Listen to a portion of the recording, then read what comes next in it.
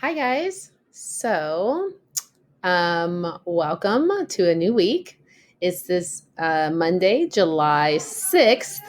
I wanted to go over what I wanted you to do today. Here it is, right? So we have our Zoom meeting at 10:15. I'll write that up here. Um, and so basically, last week we worked on main idea. So this week we're going to talk about persuasive writing and forming a claim. And we're going to be doing a Nearpod with that. And I'll walk you through that. Here's the code you'll need for that.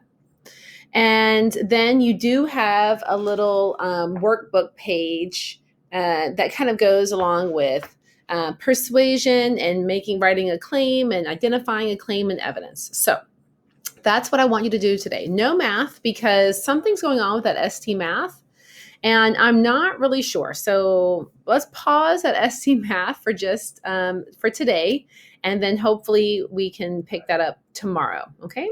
So let's talk a little bit about persuasion. So here are just some terms you're going to have to know going forward with the week. Okay.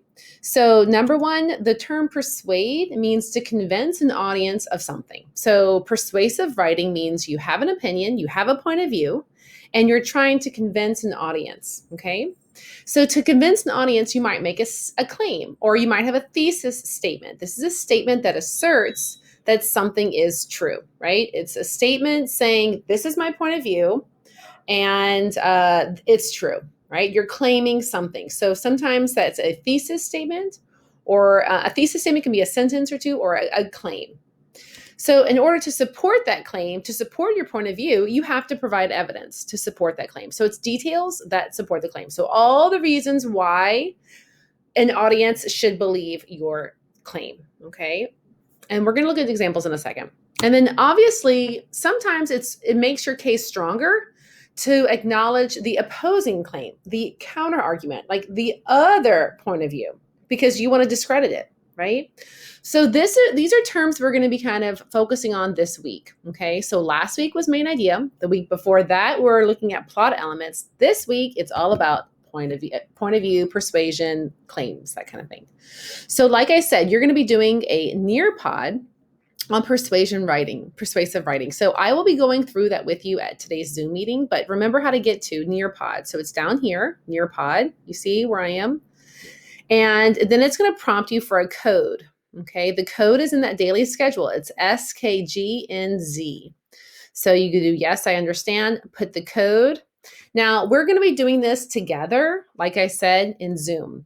But if you miss the Zoom meeting, I will then put it like where you can go through it yourself. So please make sure you're with us at 10:15 to go through that. So then once you do the Nearpod, like I said, you will be doing page 79 and it looks like this, right? And you have to find the author's claim and figure out, did they do a good job persuading the audience of something? So, sorry. So this doesn't give you a lot of space to write, so you know where to write it, right? You're going to be putting it in here. Now, I obviously can't see your writing yet, but you will be showing this notebook to me at a later date. So you remember how I want you to set it up. You're going to put the title. So the title is Evaluate an Author's Argument here.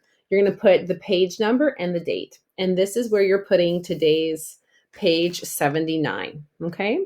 And again, remember, no math. And we're going to go over all of this basically again in our Zoom meeting today.